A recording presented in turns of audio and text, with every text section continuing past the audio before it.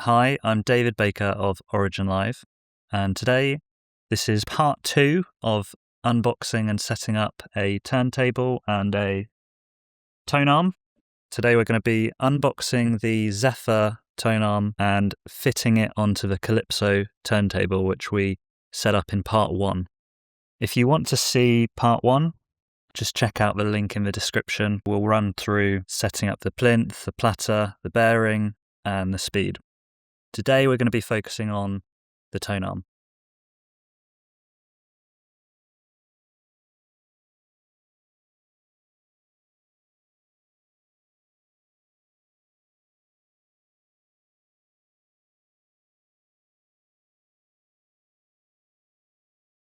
So straight out of the box you'll find our owner manual with some more details on geometry and setup and all of that good stuff. Then we have our cartridge alignment card and a template for setting up the wire loop for the side bias.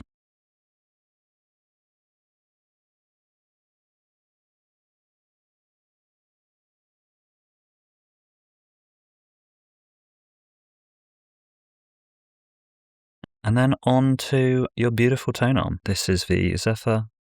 The base is hardwired on this. On the Onyx Silver and Zephyr it's hardwired.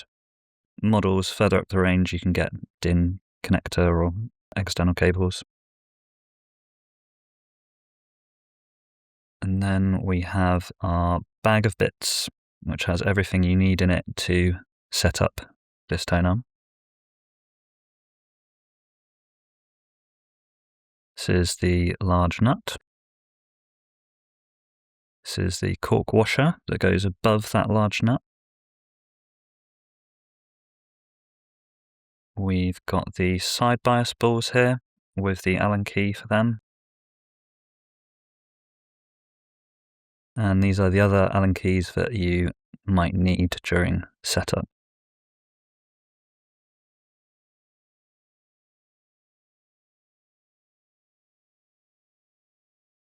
This is a spare part for the lift lower.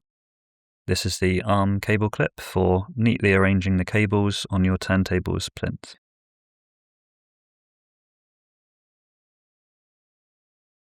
Okay, so this part of setup does take a bit longer, and that's because we're going to respect the fact that every cartridge is different.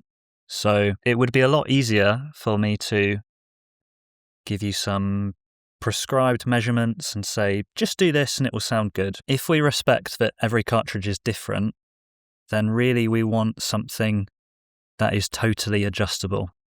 So we want to have adjustable cartridge alignment, adjustable side bias, and adjustable tracking force. So bear with me. This is the longer part. Some might call it the fiddly part. I would call it the adjustable part. And you're not going to get the most out of your cartridge unless you're able to make the adjustments that we're going to go through today. We're going to fit this tone arm, which is the Zephyr tone arm. The setup here is exactly the same as it would be for the Silver and Onyx models. They all share the same geometry, they all have gimbal bearings, so it's the same setup for all three. Today we're going to put them into their kind of basic positions.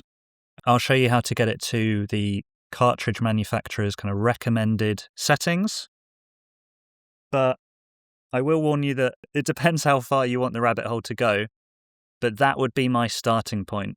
There's actually more fine-tuning you can do. We recommend tuning by ear. We really think it's the only way to do it. Measurements and theory can help you on the way to the ideal position, but in real life, all of this stuff behaves slightly differently than you might expect. We've got a really great video. It's slightly dated. It's from 10 years ago, but it's a good one nonetheless, and the content stands the test of time. We'll link that in the description below. First thing we're going to want to do is get the cables through the hole on your arm board, and our tone arms are a drop-in fit, super easy. So we're going to get the grounding cable in first, and then each one of the RCAs. Feed that through.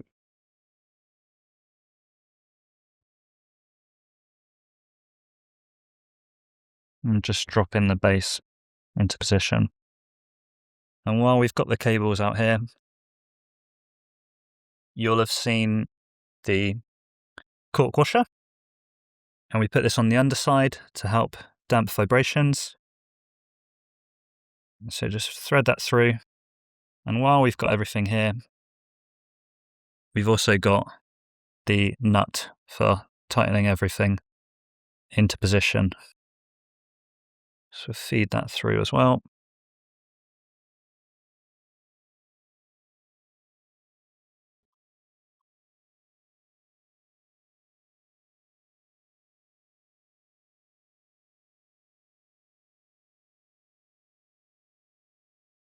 And these tone arms are actually a lot more robust than you might think. So feel free to kind of hold the arm base, hold the yoke slightly. Try to be, we're not trying to.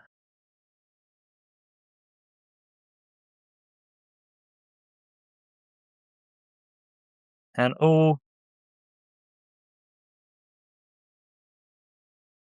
we're just going to get the nut into a very basic position. So I'm not really looking to tighten anything at this point.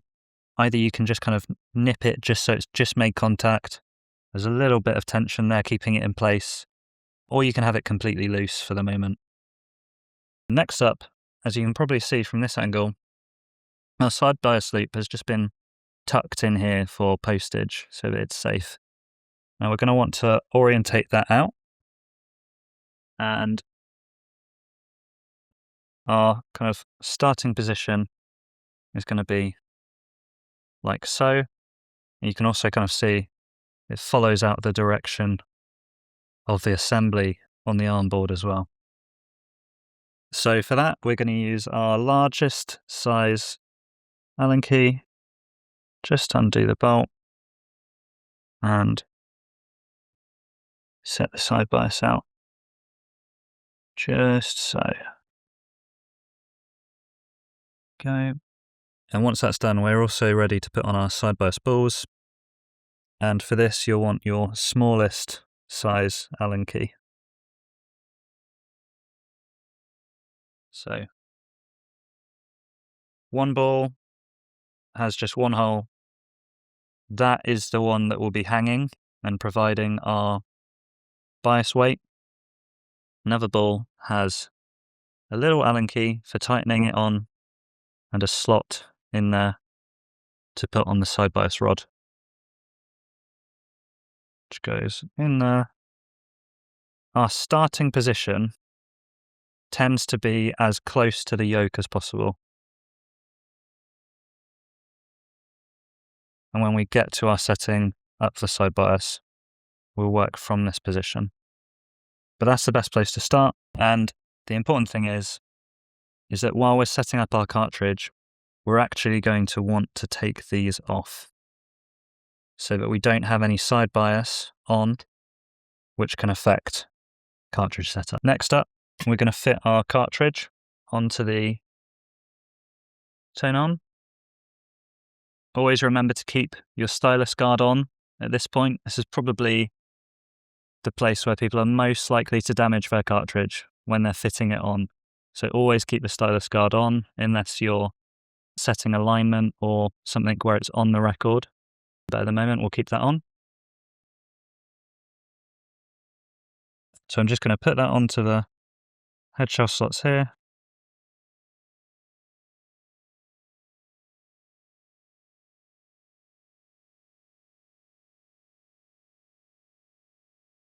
And the important thing at this point is we actually want to leave the cartridge loose. Just a bit loose, not like it's rattling around, but very lightly nipped up, so it's still loose because we're going to want to be able to move it around when we're aligning the stylus. Next up, we're going to put the cartridge clips in. I really like to use a set of these tweezers. I just like to have a bit more control.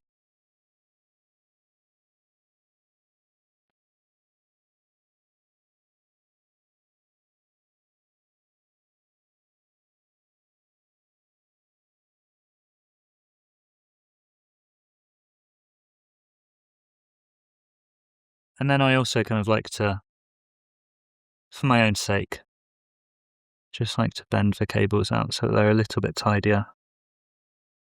And theoretically, if you can keep them away from each other a little bit,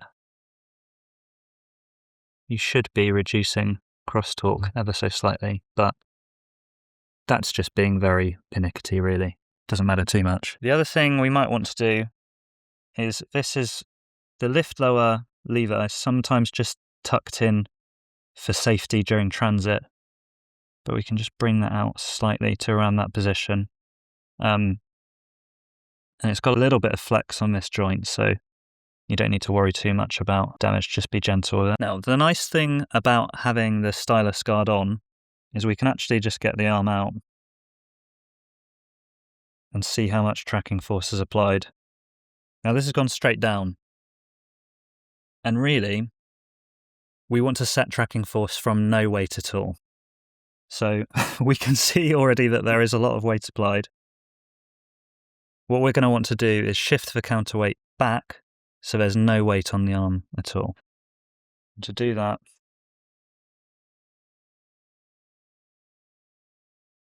to adjust the counterweight, it's best to just twist. If you try to just pull it back or forwards, you're probably going to make, firstly, too high of an adjustment because the force needed will add too much or take too much off.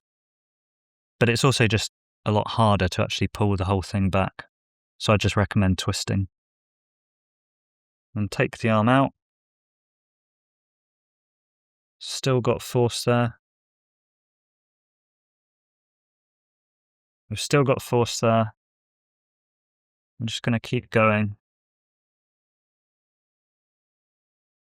Okay, so that is almost where we want it to be. It's falling really slowly here, almost at an equilibrium.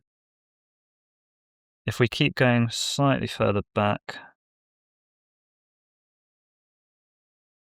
then yeah, essentially very, very little weight on the tone arm there. And that's a nice place to start, because you know that you're not going to be applying undue force to your stylus, cantilever and cartridge that could do damage while you're setting it up. To set your tracking force, you're going to want a stylus force gauge. These are pretty readily available. We use the Prosta brand, which is pretty inexpensive, and the way that we make sure that this is accurate is we also use a reference weight. So we know that this weighs 5 grams.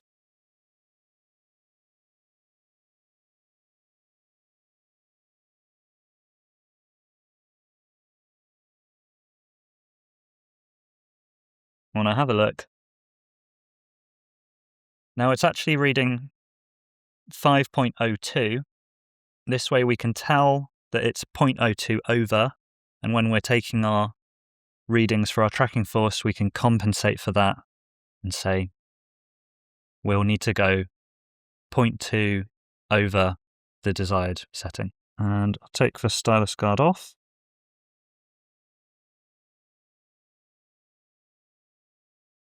And tracking force for this cartridge is be light, but what I'm going to try and get it on is around 1 gram, somewhere around 1 gram. It's not quite going down very much, so I'm going to twist the counterweight forwards. We've got about 0.6 grams there. Going to keep twisting it forward.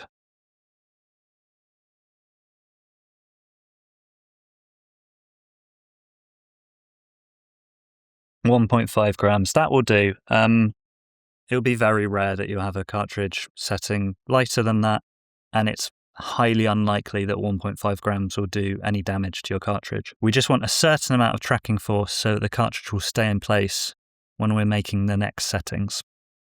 Hi, I'm quickly interrupting this video just to ask that if you're finding it worthwhile, please could you hit the like button, subscribe to the channel, and also press the bell notification. It really helps us to carry on making these videos. And yeah, what we want to do is carry on having open conversations about vinyl replay and also giving you insights into how we've been making turntables and tone arms in-house in the UK since 1986. Well, not me personally, because I'm 31, and that's... Anyway, you get the idea. So thanks, and back to the video. Next up, we're going to set an initial position for arm height, and in doing so, you're going to roughly set the VTA. So to do this, it's best to actually set this on a record. You'll want an averagely weighted record from your collection. For most people, this is going to be 180 grams as standard. I have my trusty friend, Engelbert, to help us with setup. So, and although some people might find Engelbert Humperdinck precious and their most prized possession, I'll admit that this is a record that doesn't really matter to me, which is why I'm using it. What we're going to do is just bring the cartridge over, set it down at around a midpoint, and the next item you're going to want is the cartridge alignment card. And what we're going to be doing is looking at these lines on the bottom of the card, because our recommended initial position is that you set up the arm tube parallel with these lines when you have the card like this, and you need to do this by eye from looking in this direction and making sure that the card is level. You don't want the card like this or like this, because you won't actually see the parallel lines properly. Again, they need to be parallel from the bird's eye position as well as from the side. So let's just set VTA now.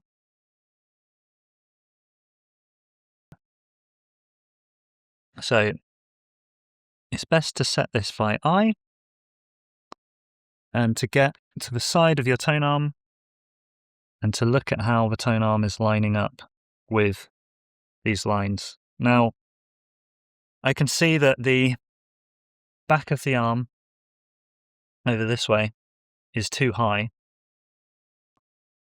We're going to want to lower the back of the arm so that the tube is parallel. Now, to change the arm height, first off, safety first, lift up the lift lower, put the tube in here. We're going to undo the clamping nut, which we didn't tighten on purpose, so that we could adjust this setting. And then the top serrated ring is the VTA adjuster. And we are just going to raise that a couple of mil. I could tell by eye that it was a couple of mil too high. And we'll just tighten the ring a little bit more. Again, so it's just nipped, so it's held in place. Now we're going to repeat the process of bringing the arm over,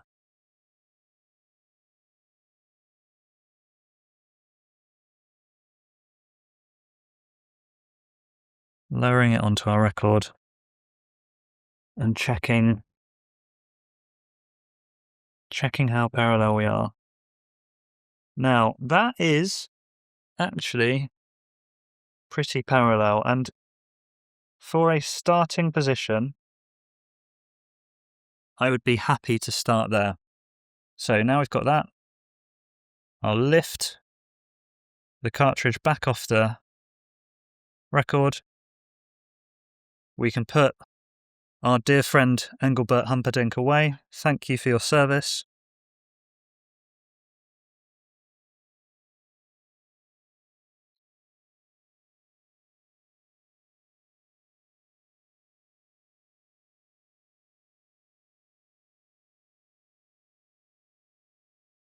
And also at this point, we can tighten up the nut a little bit more.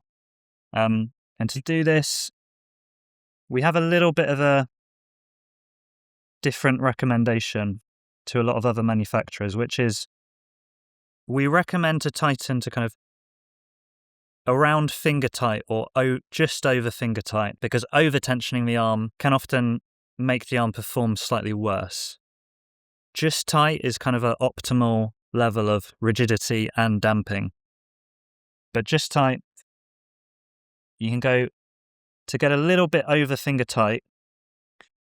If you tighten it as much as you can and leave the arm slightly skew width, then you can lever it tighter using the arm plate. In that position, we're pretty sturdy, and take it out, and it's not going to move anywhere. Next up, using our alignment card, we're going to set a rough overhang and alignment. We work from the Beowulf curve. This is a type of geometry for how you set up the stylus and account for the distortion that different angles of the cartridge can produce. We go for a Beowulf alignment because it's the least amount of distortion over the whole of the record. Some people go for slightly different alignments, especially if they're aiming for the best performance to be in this section of the record. Now to set overhang again, we're making sure that our side bias is not attached. We want that off at this point. I've put the cartridge alignment card over the spindle with this little hole, and here is our overhang point. To get the overhang in the right position, we want this line to be pointing towards the pivot of the tone arm. And you can also you can get that position a little bit better by using the arm tube here.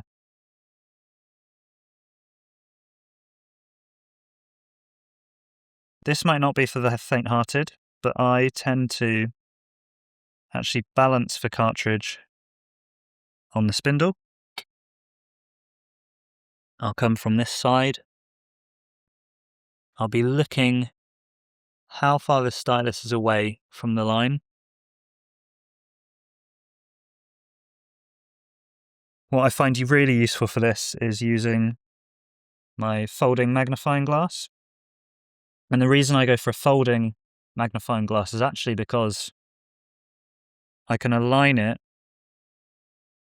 on my protractor and I can just leave it. I can put it down, which firstly means my hands aren't wobbling all over the place. And it also means I can get a slightly better view of what's going on. I can see that the cartridge is slightly too far forwards by about 1 millimeter. As I say, this is just a rough setting. I'll show you the alignment card I use in a minute. But from here, you can use this alignment card to set up whatever cartridge you have. So once we've set overhang, we're just going to place the cartridge, lowering it gently onto our card so as not to damage the stylus. Line up our stylus in the center of these crosshairs.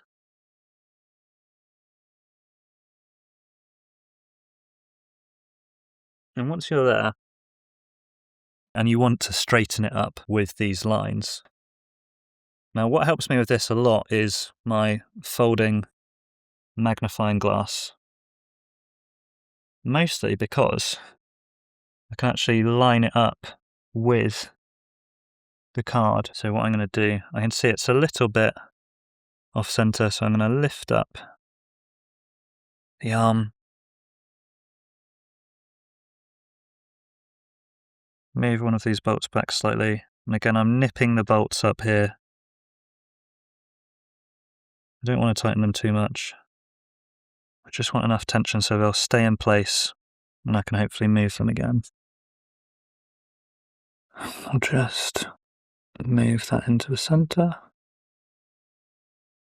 I would say we're still a little bit too far over, so repeat the process. And note here, you always want to align according to the stylus and the cantilever. Don't ever align to the cartridge body, because often the stylus and cantilever are ever so slightly out. Not that this is a huge problem, this is why we set up in this way. If I just move this over to center, we can see that that is pretty much bob on, and I'm happy with that. So we have just set up the cartridge and aligned it using the alignment card that we provide. This is a pretty quick and easy alignment.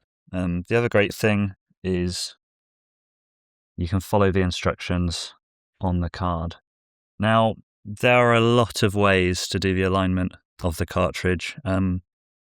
Everybody kind of has their preferred tool, their preferred card, their preferred geometry, whether it's Beowulf or Stevenson or Lofgren. This is a very easy way to get to an initial position.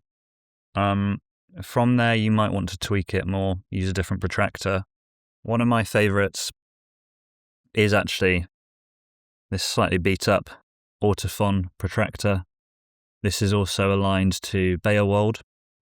These are pretty cheap. You can get them online for, I think, under £10 at the moment.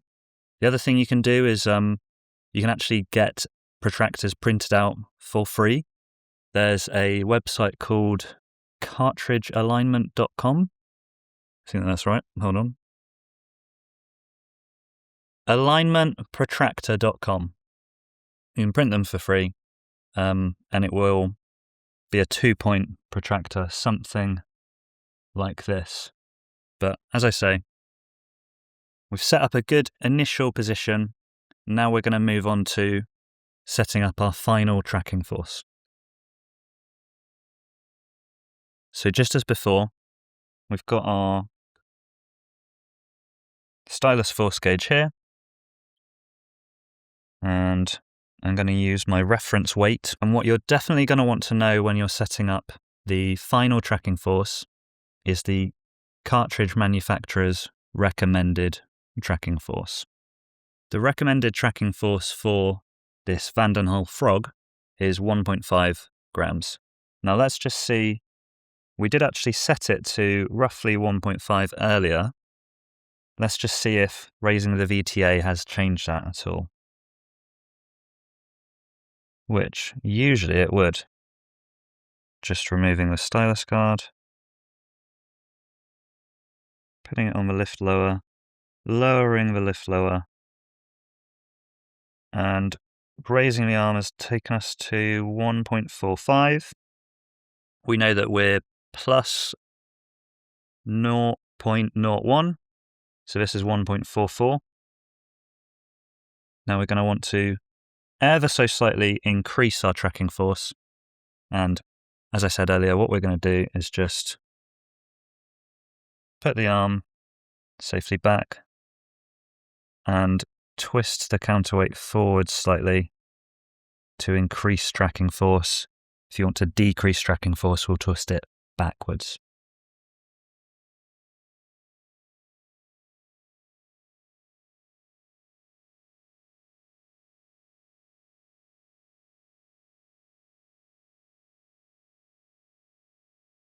So we're slightly over on 1.6.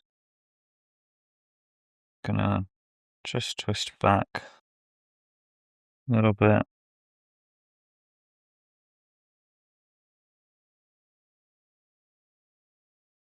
And there we have it. a perfect 1.5. So we've just managed to get tracking force to 1.5. Cartridge specifications, they tend to account for about 0.2 up and down, and kind of within that range. On the Vanden Hull, it's 1.3 to 1.65. Within that range, you can kind of adjust tracking force towards your preferences. But that's something that is explored in the tuning a cartridge by ear, where my dad Mark goes through the fine adjustments and what to listen for, how to tune it for your preferences, which we'll link in the description below. Now that we've got the stylus aligned, we've set the tracking force, we've set the arm height, we're totally safe to just put the side bias ball back in place. So you just take out the little ball, hook it around, and let it hang down. Now, again, there's more guidelines for setting side bias in the fine-tuning a cartridge by ear video in the description. There's a lot of different methods that you can use. For instance, you can use a test track. You could use even a Wally skater, have quite a good way of setting side bias. Again, we'd always recommend setting this by ear. Things can often behave differently when you're playing the vinyl as opposed to taking measurements of friction or inwards force. So we always recommend listening by ear, and that's the best way to get a central image and to hear when things are in focus. Now, this is the initial setting where, as described earlier, we've got the ball towards the yoke, around as much as possible, and our wire loop is orientated like this. You can adjust side bias by unscrewing the side bias ball, bringing it further back, a little bit at a time. It's best to listen in between these measurements so that you can hear what is actually going on through the speakers. If you need to make major adjustments to side bias, then you can also change the position of this lever, and that will slightly affect the direction in which the force is being applied, and that can in turn change the mass that is being applied.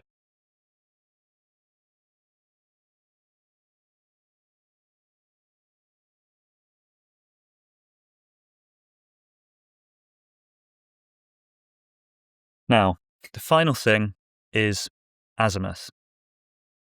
On this model of tone arm, as well as the silver tone arm and the onyx tone arm, there is no built-in azimuth adjustment. Azimuth is set in factory, and from all of our measurements is extremely precise.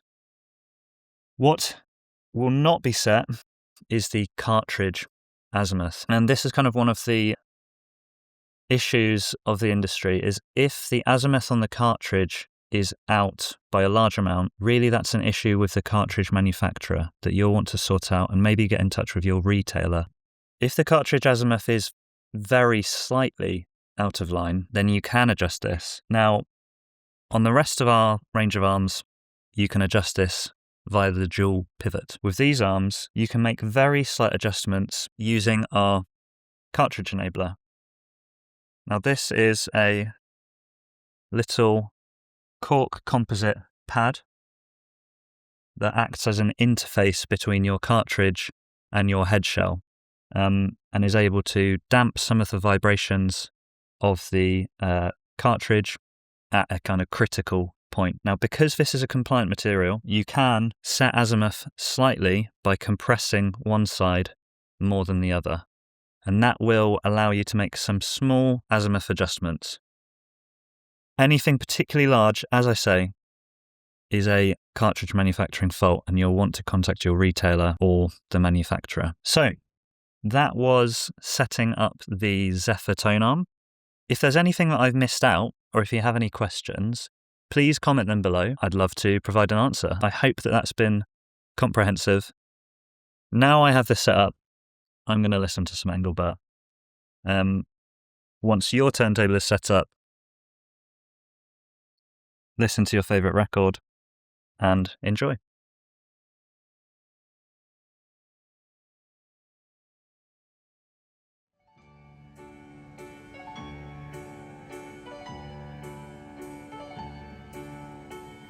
I wonder, should I go or should I stay? The band had only one more song to play.